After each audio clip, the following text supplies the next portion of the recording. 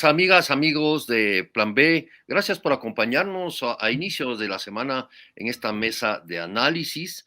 Estamos en 18 de marzo y estamos transmitiendo en vivo, en simultáneo, a través de las cuentas en las plataformas YouTube, Twitter, Facebook e Instagram.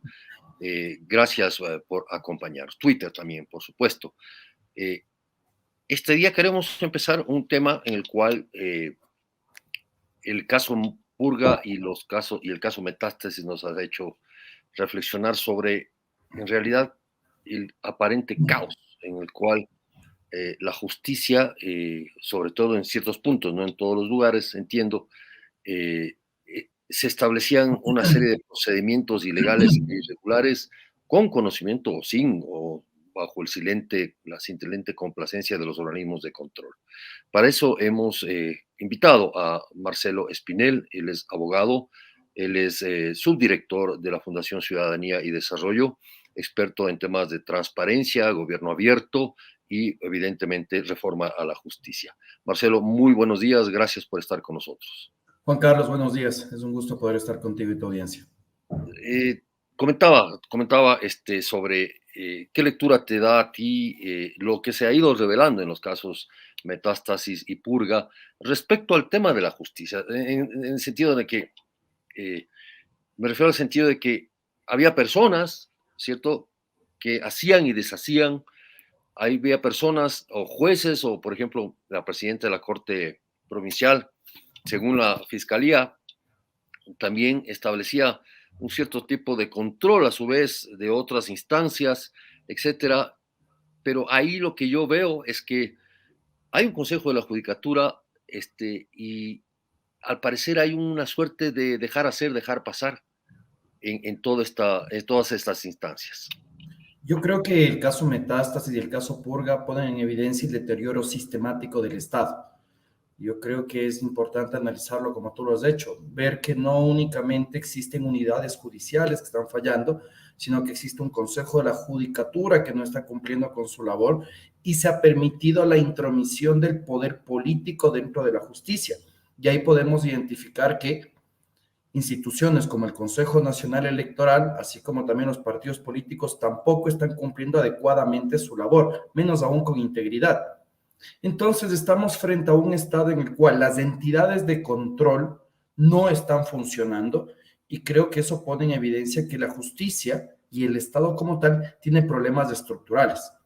Un caso tan grave como Metástasis, tan grave como el caso Purga, yo creo que no se limita únicamente a ciertos jueces que al momento de ser removidos van a dar como resultado la solución a estos problemas estructurales, sino que precisamente se requiere pues atacar las raíces del problema. Sí, pero de hecho a mí siempre me preocupa, se entrevistó a la exdirectora del Consejo de la Judicatura y lo que ella decía es, esto todo el mundo sabía. Es más, yo le avisé a un líder político, a Nebot. O sea, en lugar de reaccionar y decir, oye, esto está pasando y yo como autoridad de disciplina y control y administración no puedo permitir que esto pase. O sea, el argumento de que todo el mundo sabía, lo he oído, he escuchado en todos y la mayor parte de operadores de justicia que decían, sí, eso era público y... Lo que sucede ahí tal vez es, y es penoso, es vergonzoso por decirlo menos, es que están conscientes que el sistema sancionatorio, el régimen disciplinario del Consejo de la Judicatura no funciona, que fue permeable a la corrupción, entonces dicen, bueno, que siga pasando, igual no van a haber consecuencias. Mientras no existan consecuencias graves al respecto de esto, lamentablemente vamos a seguir viendo casos similares. Si es que en lugar de encontrar a un Consejo de la Judicatura que sanciona a los jueces que actúan en contra de derecho, vemos lo contrario, como en el caso Muentes, que aquellos que decidieron fallar a favor en su caso fueron promovidos a una corte provincial, mientras que aquellos que quieren hacer lo correcto se quedan estancados en el cargo, estamos frente a una institución que no funciona. Y eso es algo que necesitamos atacar. Yo veo con mucho temor, por ejemplo, que el Consejo de la Judicatura está empecinado en hacer el proceso de designación de jueces de la Corte Nacional de Justicia, que sin duda es lo correcto, pero también hasta cuándo esperamos un proceso de depuración institucional. Si vemos que las unidades de talento humano, que las unidades de control disciplinario están siendo integradas por las mismas personas años de años.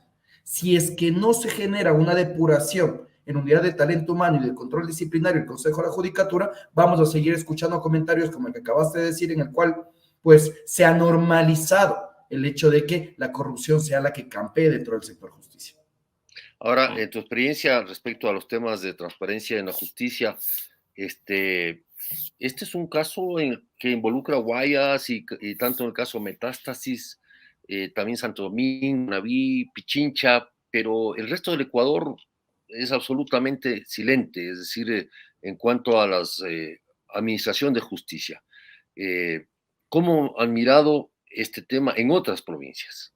Mira, yo no creo que se circunscriba únicamente a esas provincias, más aún cuando Ecuador se caracteriza por tener crimen organizado en todas sus regiones. Recordemos que no solo el narcotráfico está afectando al país, sino, por ejemplo, minería ilegal que se ubica en la zona de la Amazonía, tala de madera ilegal también, y ahí también existen casos que se han presentado en el orden jurisdiccional. Yo no tengo dudas de que se haya influido en jueces de primer nivel para obtener acciones favorables. Incluso recuerdo hace un par de meses atrás, nosotros como Fundación Ciudad y Desarrollo solicitamos al Consejo de la Judicatura información sobre aquellos jueces que estaban enfrentando procesos disciplinarios en la provincia de Esmeraldas o que se habían realizado acciones de personal para que ciertos jueces no conozcan ciertas causas. Y esta información fue negada, aduciendo que era información confidencial, aduciendo que era información privada. Es necesario que los ciudadanos, los medios de comunicación, conozcamos si se están iniciando procesos disciplinarios en contra de actores del sector justicia de cara a poder exigir que la entidad cumpla adecuadamente con sus funciones. Mientras esta información se siga ocultando, mientras esta información no sea transparente, se sigue abriendo una ventana gigante a la corrupción. Ahora, ¿cómo exigir transparencia en ese sentido? Porque si por último a ustedes, por ejemplo, como fundación, se les ocurre plantear un recurso, ¿cierto? De acuerdo a la ley de transparencia, va a caer en manos de los mismos jueces. Es decir, es como un círculo vicioso, el cual unos se protegen así, entre todos, y lo que termina siendo es como una suerte de corporación, ¿no es cierto? Autónoma que finalmente no cumple con la ley y se protegen a sí mismos. ¿Cuál sería entonces el papel ahí de la sociedad civil o en general de los ciudadanos? Bueno, lamentablemente sucedería lo que tú mencionas, ¿no? Que se presenta un espíritu de cuerpo dentro del mismo cuerpo judicial de cara a poder volver más opacos este tipo de procesos. Yo creo que es importante, pues, que se siga mencionando, comunicando, exigiendo este tipo de temas, Juan Carlos. No podemos quedarnos callados. Yo creo que es importante seguir evidenciando incluso casos. Tú comentabas qué hacemos desde la sociedad civil o qué podemos hacer. Por ejemplo, nosotros tenemos un proyecto que se llama Radiografía Judicial. La gente puede colocar en un buscador en Google y poner radiografía judicial y va a haber información de más de 400 operadores de justicia, como por ejemplo cuál es su formación académica, adicionalmente si ha ocupado otro tipo de cargos públicos o desde cuándo es juez y en qué jurisdicción y competencia se encuentra, así como también pues información sobre su pago de impuestos y bienes.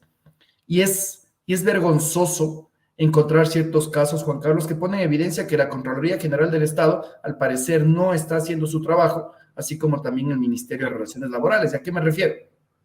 Hay jueces actualmente que al momento de presentar su declaración de bienes no registran cuentas bancarias.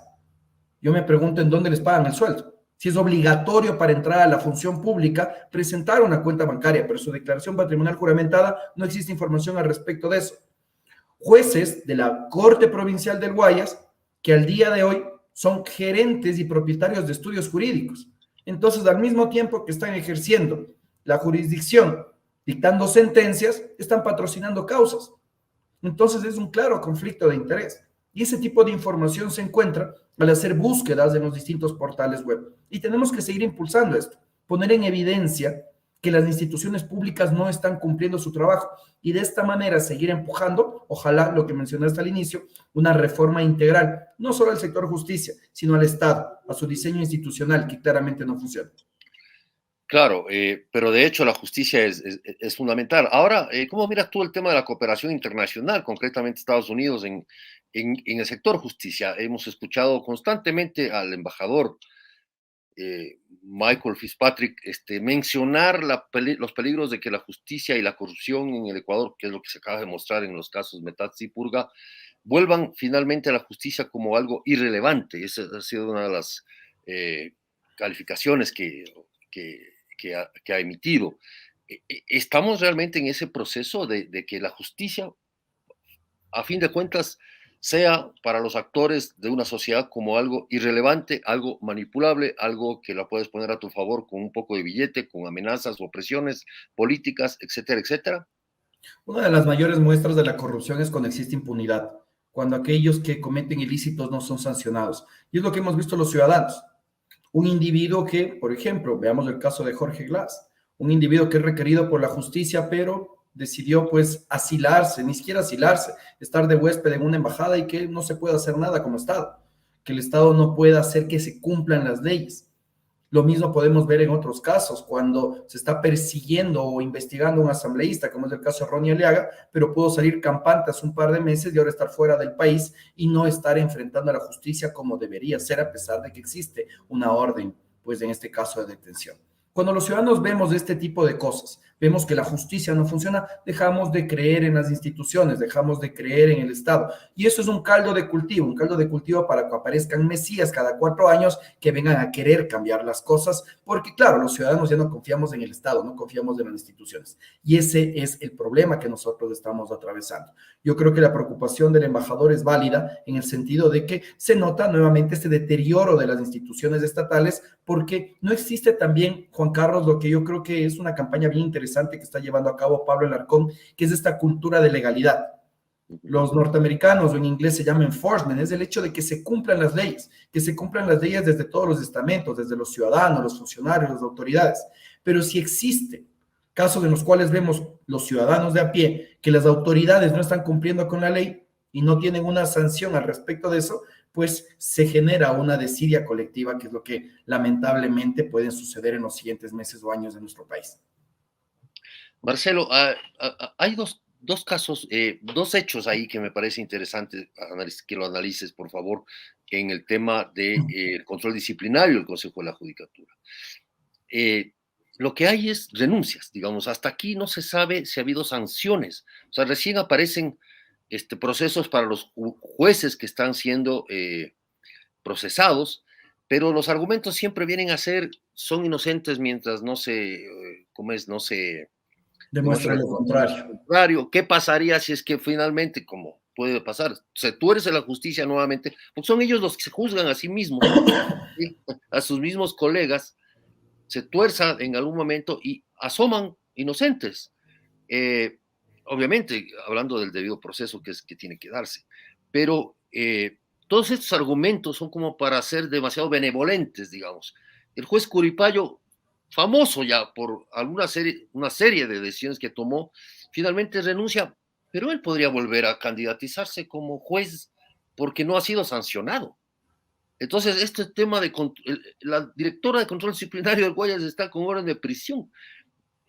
Entonces, claro, es como decir, aquí se han mezclado, se han entreverado las funciones y las protecciones de uno y otro lado para que esto, digamos, no nos topemos, seamos benevolentes, una falta grave la manejemos como falta leve, etcétera, etcétera. Ahora, ¿cómo, ¿cómo piensas tú de todo esto? A ver, esta falta de sanciones que existen a los jueces a nivel administrativo, en el régimen disciplinario, es parte de este ecosistema de impunidad, de esta normalización de la impunidad que al menos existe en el sector justicia. Saber que no voy a ser sancionado si es que soy cercano a determinado actor político del crimen organizado, o voy a ser promovido en el caso de que exista lo mismo, ¿no? En ese sentido, los procesos de selección, evaluación y destitución de cualquier funcionario público, incluidos los jueces, debe ser público.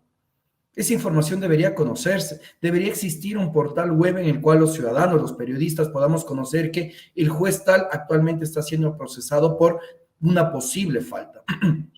Pero mientras esta información no se haga pública, mientras esta información no se entregue a la ciudadanía, pues lo que se hace es generar un esquema de posible extorsión hacia aquellos jueces que están siendo investigados, en el sentido de que tal vez se pueden estar obteniendo prebendas a cambio de no sancionarlos. Pero lo mismo sucede en los ámbitos de la promoción de los jueces para otros cargos. Eso es lo que nosotros estamos viendo y no es algo reciente, Juan Carlos. La fundación, como tú sabes, existe desde el año 2009. En innumerables ocasiones hemos solicitado información de procesos disciplinarios a la judicatura y esta información nos es negada. Únicamente en el año 2016, de cara a la renovación de la Corte Nacional de Justicia realizada en el año 2017, se entregó esta información y se pudo identificar que una gran cantidad de postulantes habían tenido una serie de sanciones administrativas y aún así seguían queriendo ocupar cargos en la Corte Ordinaria más importante del país. El difundir esta información dio como resultado que 8 de los postulantes den un paso al costado en ese proceso. Entonces es importante que se cuente con ello.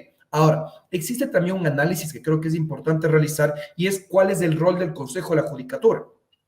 Y el Consejo de la Judicatura debería únicamente otorgar bienes y servicios al sector justicia para que pueda realizar su labor, o el Consejo de la Judicatura también debería participar de esos procesos de selección, evaluación y destitución de operadores de justicia. Porque ahí estamos viendo el problema. Ahí estamos viendo que se ha dado esta ventana hacia la corrupción y hay dos posibilidades. O este proceso tiene que estar a cargo de otro tipo de instituciones para evitar lo que hemos visto, o verifiquemos cómo se está haciendo el proceso, entreguemos toda la información posible de cara a que ya no tengamos funcionarios permeables a la corrupción, o que al menos esto sea cada vez más evidente de cara a que existan sanciones y que esto pueda disuadir a la corrupción que se está viendo dentro del sector. Pero es que la propia conformación del Consejo es una paradoja, es decir, ahí están entrometidos, digamos, instalados representantes de las otras funciones del Estado. Exactamente.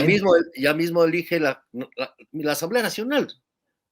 Tiene que elegir a un delegado. Hay un delegado ejecutivo. ¿Qué hacen allí? O sea, ¿por qué se diseñó ese sistema?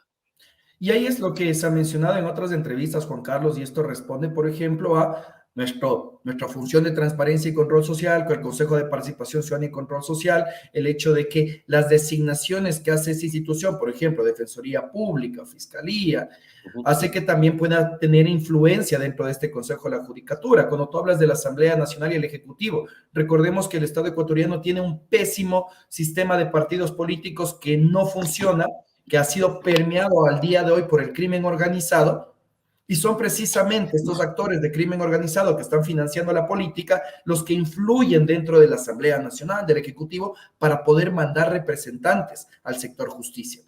Entonces, mira aquí cómo el problema del sector justicia también responde a estos problemas estructurales como debilidad de partidos políticos, un financiamiento de la política permeado por la corrupción, por el crimen organizado, y que son quienes están influyendo en las decisiones de jueces.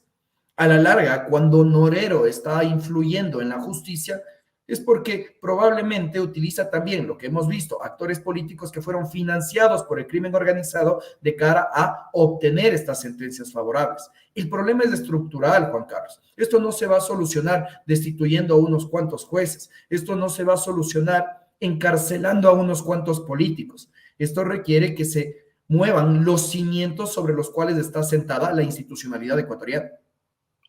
Pero estos cimientos solo pueden ser removidos en la función de que nosotros como ciudadanos elijamos buenos representantes, es decir, que tengamos asambleístas, etcétera, e incluso el propio Consejo de Participación Ciudadana, ¿no es cierto?, que permita de alguna manera tener buenas representaciones, pero eso al final de cuentas al parecer no va a ocurrir.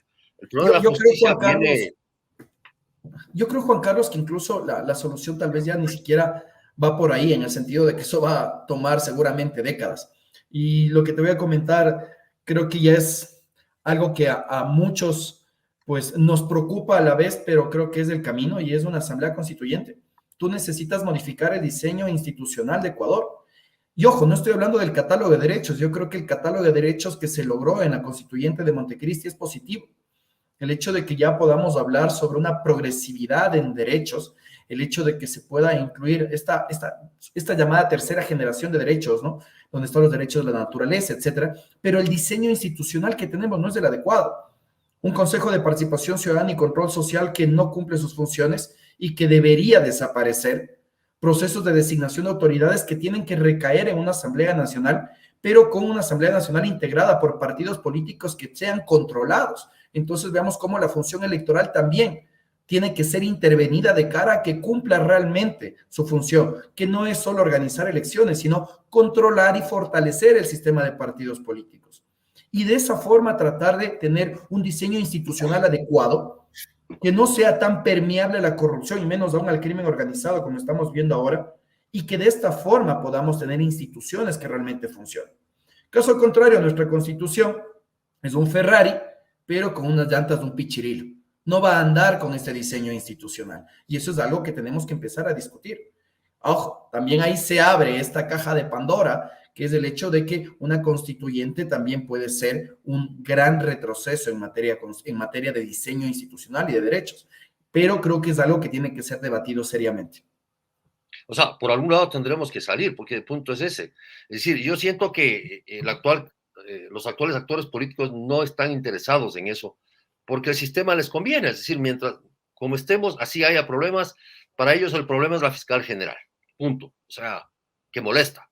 O sea, es como un estorbo ahí que ya en algún momento nos desharemos de ella para continuar en lo que estamos. ¿Cómo pueden los ciudadanos hacer una convocatoria? Bueno, yo creo que sí A es asamblea, importante. digamos, ¿se puede? Yo creo que sí es importante que se discuta este tema, que se siga pues comentando la necesidad de este nuevo diseño institucional, que los partidos políticos también, algunos pues ya también han mencionado este tema, pues se siga alentando la posibilidad de que en el estamento que sea se realicen estas reformas constitucionales. Pues muchas de ellas no van a ser posible a través de referéndum o consulta popular, de acuerdo a lo que determina nuestra Constitución. Y en esa misma línea, pues creo que es lamentable y es muy cierto lo que tú comentas, que los partidos políticos, pues les conviene tener un fraccionamiento tan grande de las organizaciones políticas de cara a que la cantidad de representantes de la Asamblea Nacional que puedan obtener, la cantidad de curules que puedan obtener, haga que la fiscalización, los juicios políticos se realicen a la carta.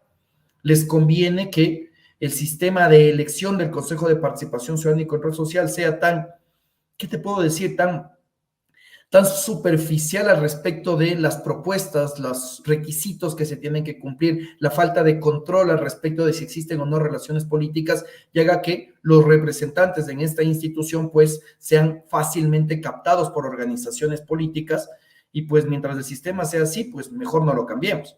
Simplemente pasamos de gobiernos de amigos de los unos a amigos de los otros. Y eso es lo que hemos visto al menos en los últimos 12 años.